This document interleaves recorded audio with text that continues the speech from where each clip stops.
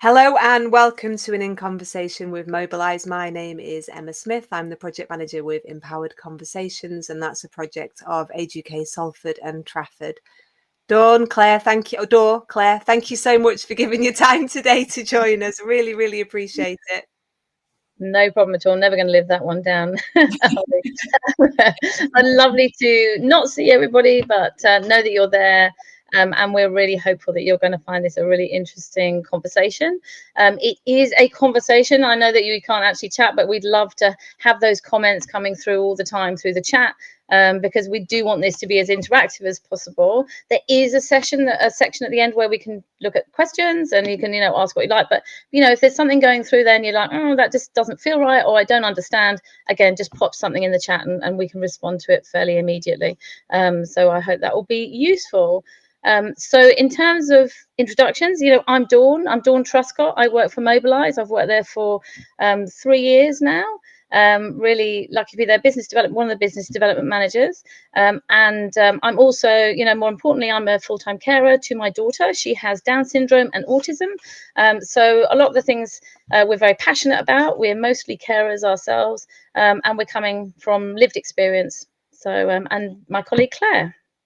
Yeah, hi everyone, and thanks for inviting us, Emma. So I'm Claire Cook. I've been with Mobilise for about 5 years now, actually, and previously was their content manager. So if you've experienced any of the content that Mobilise produces, a lot of that would have been through me or written by me or produced by me or planned by me. But more recently, I'm now the product manager for the carers assessment tool that we've been developing, and that's why I'm with you today.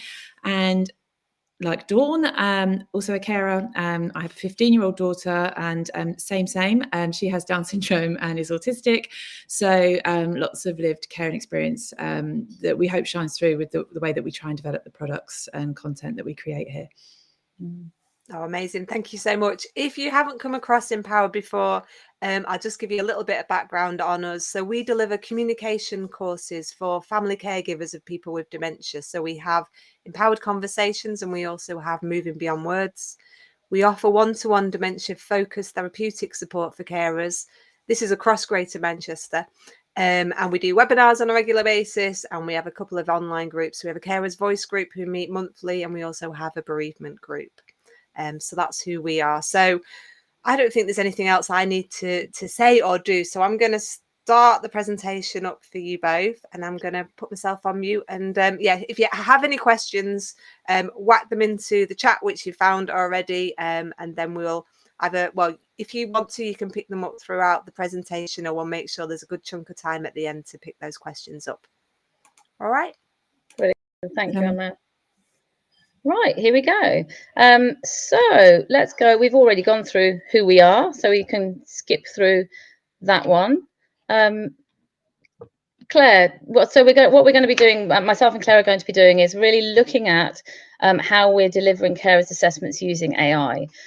Claire wrote a piece of content a little while ago, and that was picked up by a number of people, Emma being one of those. And really, it's just, a really fascinating subject in terms of how we've been able to use AI to solve some of the problems for carers. So we will be going very briefly a little bit about Mobilise, and we're really lucky to have a lot of our friends in Wignalley carer centres and other organisations that work with us. So we won't dwell on that too much. But I think it was just interesting to think about what the challenge is around AI, the challenges we were facing in terms of problem solving for carers, and then really thinking about how we came to our solution. And there'll be an opportunity, as I said, for questions, and the slides will be available at the end. The point that I made to Emma just before you guys came in is, normally when we're talking to organisations, we're kind of doing a pitch with saying, this is our product, isn't it fantastic, etc., etc. But it's really important for us that we're not doing that today. So what we want to stress is that we're talking to you about what the challenges that our carers have told us and the way that we've approached that solution. And what we will be doing is sharing quite openly some of the things that we found tricky, and some of the things were surprises and delights really about the way that we were able to approach this topic. And Claire will go into that in some detail also. So if I whistle through the who we are, who on earth we are, we're lucky enough now to work with 40 local authorities across the UK. We have a couple of contracts in Scotland, so we really are from the top of the country right down to the bottom. And we are providing digital support to unpaid carers. So that kind of in a nutshell is what we do. But how do we do that? So, you know, what we're looking to do is we are looking to really focus on the preventative element of the support that's needed for carers. We know, as you know, I'm preaching to the converted, but we know that the earlier we get to people, the better it is. So that's what we're doing. We are a technology organisation. So we wanted to think, how on earth can we use our expertise? How can we use that knowledge to bring people together and to address that challenge, to find people, go out and kind of find people that maybe don't even know that they're carers. And quite often that's the case. So with that, we are mobilising, which is where we get our name from, the knowledge and wisdom and expertise of carers. We now have a very strong community. There's over 100,000 people in that community. So we are a carer-led organisation. We're listening to what people are asking for and then creating content and support based on that. The way this works best always is we're really great at some things, people on the ground are brilliant at other things, and the way that it works brilliantly is when we work in partnership with each other, really. So, you know, great example with the Wigan and Leigh Care Centre, fantastic organisation, and we are working closely with them in delivering a great service to unpaid carers in the Wigan area. So we are identifying as many people as we possibly can, and at each step trying to signpost them along the way. So that in a nutshell is what we do. Most of the people don't know that they're a carer or have never accessed support before. So they're quite a different demographic of carers that may go to a more traditional service. So let's move on from there. We all know, this is again preaching to the converted here. So we know there's a growing need. We know there's going to be many more carers needed in the next decade. We also know that the environment we find ourselves in financially is probably harder than ever. Local authorities are really strapped for money and are having to think super carefully about how they're spending that money and the kind of priority and focus they're giving. The other thing we're aware of is that we believe there's a very large bottleneck. So we know that most of the carers are waiting for assessments at the moment. And also, we were aware that the majority of those people quite often only needed information and guidance. So these long waiting times where people were expecting lots of information or lots of support, and then all of a sudden they're sort of just given a leaflet, a brochure. That was exactly my experience of this process in Essex, and it made me frustrated, whereas actually what I got was what I needed, but the waiting and the expectation was all wrong. The other thing we're told, and this may not be your experience, but we're told across the country that the reality is that you've got limited staff capability and an overwhelming demand. So it is, you know, just fielding all the time, trying to get through. And really what you want to be able to do is have those real deep, meaningful conversations with those people that need more support, but you're kind of just trying to field all the time. And we're missing opportunities. You know, early intervention, as I said before, that prevents carer crisis. The earlier we get to people, the better we can support them going forward. So bearing in mind that environment, with all of those things swirling around in the mix from what carers are telling us and our own lived experience, we just were thinking about what would happen if carers assessments on demand. So, you know, we need a carers assessment, we get it. What if that could be a real reality for all of those people who just need that initial signposting or that initial bit of information and guidance? And then the people who really need to have the conversations, the social workers, the people on the ground, carer support organisations, could then really give their expertise in dealing with the more complex situations. And this is what we came to. So Claire, I'm going to pass over to you. Thanks, Dawn. Thank you. So with all that in mind, our sort of starting point was, what did we want? How could we use AI, and what do we want from an AI assessment? So, and this is a snapshot of some of the things that we come up with. So we wanted to be able to offer a carers assessment 24/7, when it was convenient to a carer. So no waiting lists. You know you're a carer, you can have an assessment if you want one. We wanted to, like Dawn said, to optimize resource. So AI handling, the intention being that the AI tool would handle the 76% of carers that only need information and guidance. That 76% figure has come from a report that NHS Digital did back in 22, I think it was. It's not a completely random figure. And by doing so, we could free up time for expert teams to look at more complex cases. But we also wanted it to not be one and done. We felt there was a real opportunity using AI that an assessment is only sort of accurate on the day that it's done. But what if we could keep a conversation going using AI so that the support that followed met all the needs identified in the assessment, but evolved with the carer as things changed? You might have an assessment on Monday, and this is your story, and by Friday there might have been a hospital admission. What if you had an ongoing conversation and AI was helping you navigate that? So they were sort of the top line things of what we wanted to use AI to hopefully solve this. And I think it was also the opportunity to give people a choice. Yeah. So if this is a comfortable route for you, use it. If it's not a comfortable route for you, there are still other choices you can take. So I think that was really where we were going to with that. Yeah, thanks, Dawn. So the carer experience with AI assessments, like I said, we've had over 200 people through the tool now, a mix of carers, people from carer support organisations, local authorities, commissioners, all sorts of people. So some are fabricated test cases. Quite often with very complex caring situations to really test the mettle of the tool, and some more sort of genuine, lighter touch carer scenarios. Is my connection funny? Is it okay? Yeah, we're fine. Good, thank you. So here are some of the things we've learned along the way. And I touched on this earlier, but a surprising preference. So actual quotes here: liberating as it's a bot, not a person. It takes up less social energy. And other words that came out were cathartic and healing. Someone felt like they'd been validated, which was weird, as it was a robot, which ties into that empathy thing. But it's been great to get those kind of sound bites coming back. Like I said, the assessments can be taken at any time of day, and they really have been.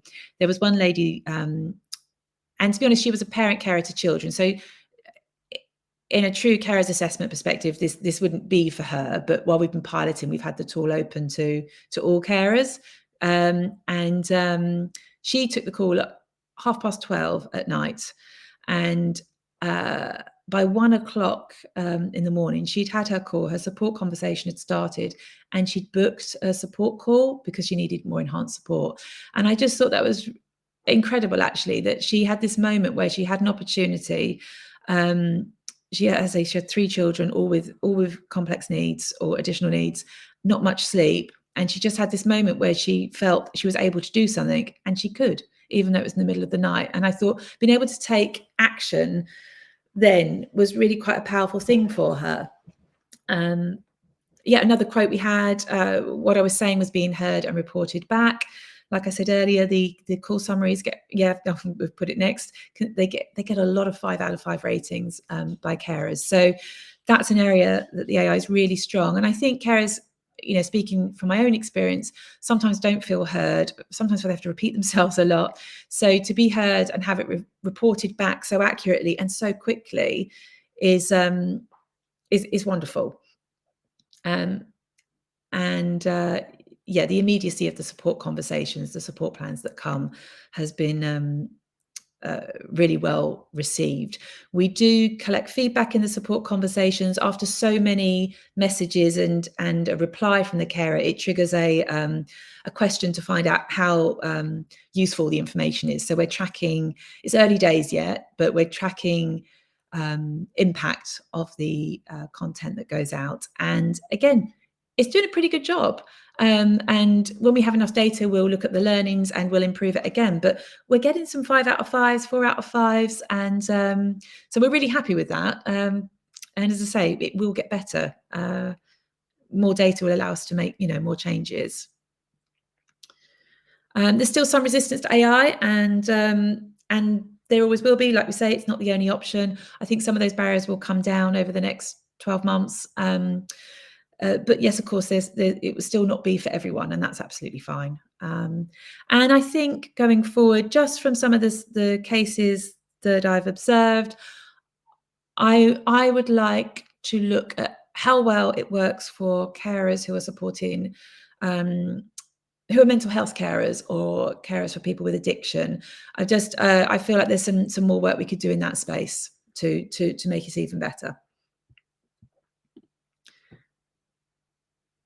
And how could it fit with existing services? So the tool can be Care Act compliant. We've had a review with legal advisors. We know all of the compliance points that are required. It's a case of just, not just, makes it sound very easy, but building the integration with the local authorities. But it's all possible once, I suppose, the confidence and reassurance in the tool is there and the appetite to take it to the next stage. We're working with 2 clients, and we've got a third coming on, and we're working through this with them. It could be used as an alternative to self-assessment form.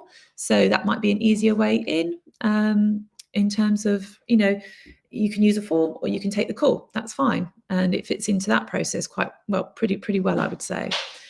The safeguarding at the moment, the clients that we are working with prefer to do this themselves, and that's absolutely fine. Like I say, in the background, we're developing the tool to hopefully build confidence and provide greater capacity in the future. It enables ongoing bite-sized support for carers, so it maintains a contact strategy with each carer without anyone actually having to really think about it, because it's just happening, which is incredible, really. I think as a carer, just to have this ongoing thing and not always, I must call someone about that. I must call someone about that. It's just happening. So that's a real win for it, and could help manage carer caseloads in that sense. And we're building a way to hand over any complex cases sort of seamlessly into the local authority. So, like I say, this is really for the 76% of carers that have the information and guidance needs. If any carers make it through, have more complex caring situations and would benefit from speaking to someone for enhanced support, then these are being and will be referred straight into the local authority for that to take place. And then, like with everything, we're a tech company, like with everything we do, everything is GDPR compliant. Anything you want to ask us about around how we're approaching this, or any of the things that have been raised by the amazing information Claire shared, then pop it in the chat. Someone is typing. That's good. Does it polish what's said? So, if you do like AI on Zoom, like to record your meeting, and then you read back what was said in the meeting, and you've almost never been at that meeting, it just sounds so incredible, like the language. Does it do something similar, or is it just verbatim and just normal? In terms of like the summary that it produces? Yeah, I mean, the summary is not verbatim because it's lifted the themes. It keeps the whole call transaction verbatim, and then the summary is just the summary. But so it would just lift the theme. So that you could say it was a bit polished, like maybe, but it's seemingly authentic. It feels authentic, I would say, rather than, as you say, sometimes you get notes and you're like, I don't think we said that, or was that person even at the meeting or whatever. It's not quite like that, but it is definitely a trimmed down version. So if you have any more questions, please pop them in there, because I think it's just fascinating. Is there a danger with this, that a local authority will see it as a way of saving money? I think I don't know if it is a danger of saving money. I think what it enables you to do is it enables you to have a much better quality of service back to carers.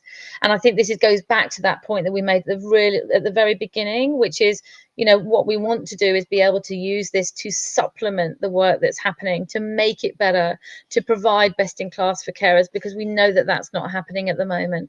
So, why be okay with a system whereby you have to wait 6 months for a carers assessment assessment, we shouldn't be thinking that's okay. And so what we're hoping to do is to be able to provide something that makes, you know, the standard what it really should be. And that the only way to do that is to either throw loads of people at it or to throw some tech at it, and be able to get through that need, because the demand is rising. So that would be mine. So Claire, you may have some additional thoughts. Yeah, I agree with that. I see it as opening up capacity. It has to be in partnership. So lovely Amazing. question. Definitely, but also we would expect it obviously to cost significantly less to deliver this assessment, you know, for it to be viable. So Yeah. Cost saving in that sense. Yeah. I suppose I was thinking, would a local authority think, oh, great, I'll just reduce that contract by X because they're going to use AI for half of that service? Yeah. You know, that sort of a thought. If I was being very cynical about life, which is not normally me. So no. So, I mean, we can evidence the fact that, you know, we can evidence now that the preventative steps do save the local authority money. So it kind of, you know, it all pays for itself. There's no need to do that because we can get that care sooner, which means people are in crisis less. That means they need other support less. That means then cared for is not going into a home, or, you know, whatever the other things along that path. And we know that the service that we offer has an effect on that. So I think there's always a really strong argument from us, you know, as I said, we're carers. So yeah, I love that message, how it came across. She's straight away talking about the preventative stuff, and that's so close to our hearts, because we know, don't we, that if we work with someone earlier, then actually their experience is going to be a lot easier. I mean, that's it. You know, it's all, you know, this is a kind of where we are with it at the moment. But, you know, just having this conversation, I'm sure everybody in the call is thinking this through, and like, gosh, the possibilities. And, you know, if you look back 5 years at where we were then, and then look forward 5 years in, you know, 2030, and what the leaps forward will be in that at that point is quite incredible. It really is amazing. So there's lots of opportunity. Yeah. Part of what Mobilise do. It's not everything that you do. You do a lot more other parts. There's a lot more. So I think you'd said something that, you know, you can help local authorities or organisations to identify carers in their area who wouldn't normally come forward for services and support. Correct. Yeah, that's exactly what we do. Kind of go, and one of our colleagues says, find carers in the wild. So I noticed there's actually another question from Lisa, so we will address that in a second. Thank you for that, Lisa. But if I just give, you know, my own experience, you know, I live in Essex. I got an advert through Facebook. I was sitting on my, you know, my phone or whatever, and it pops up and it said, do you have a child with SEN in Essex? Yes. And you just click. So it wasn't saying, are you a carer? Or, you know, do you have somebody you care for? So that tends to be, so it's lots of digital campaigns, and that's how we tend to find people. So people who might not say, they just like, oh yeah, it's just mum and dad. You know, are you looking after mum and dad? That kind of thing. And that's how we pick up people, and we were able to do that at scale. However, you know, the job starts then, really, because then we need to keep them with us, and that's the important bit, because we know, as you said, you know, to keep people close, if you give them that support, if you make sure they know the information that's supporting them, that's around them, they have a far better opportunity and outcome than if you're kind of, you know, feeling isolated. We have we're very community based. So although we're digital, I don't think we feel like we are, because we're carers and we really are very passionate about it, and just want to help and support. Lisa's question is great, which is, do you support life after caring for those people who might be bereaved or other circumstances so that their journey changes? And I think that's a great question, because I think that's one of those things that we're very, very conscious of at Mobilise, because as you can imagine, we do have a number of people who go through that journey, whose life has been defined by that journey for many, many years, and then find themselves in a situation where that's a different, you know, they're living a different narrative. So yes, we have support, we have now, you know, we have content for those people who aren't in contact. You know, all this information is on our website if people need it, and ensure that they have the local connections that they need to get them through that space. We do, and also to say that the bereaved carers are welcome to stay in the community on the tools, and it's their individual choice. Some carers want to, some carers want to escape from the space, and that, you know, it's a very personal choice, but so we're led by them. Brilliant. If you have a question, you've literally got 1 minute now to pop it in. otherwise we will be bringing it to an end, because I know that you've got other meetings to get to. So I have another question, because I've had a lot of questions here. So I don't think I've got any more questions. So I think we've got 1 minute to go. So I'm just going to say, Dawn, Claire, thank you so much for sharing your work. It's been really fascinating. Oh, go on. What have you said? Just a quick one to say thanks for offering something on Christmas Day. Your couple when everyone is closed. Out of hours, that's really important that people can access out of hours. So yes, thank you, Lisa. I think that's something we're really proud of. It's a little thing, but a big thing for lots of people who attend. So that's great. And if anybody does want to talk to us anymore, give me a call. I'm Dawn at mobiliseonline.co.uk. We'll send the information through Emma, so you have all that information. And I'm really happy to, if somebody just wants a 15 minutes on the phone or Zoom or whatever, just give us a shout and we'll have a chat through. Amazing. Thank you. Look, there's lots of thank yous coming through. If you've enjoyed today's webinar, we have another one on the 28th of May, and that's with Dr. Justin Christensen, who's going to share his research around selfhood and connections within couples affected by dementia and how that can be improved with music. So that's coming up at the end of the month. Thank you very much. And I wish you all a lovely afternoon. Take care. Thank you.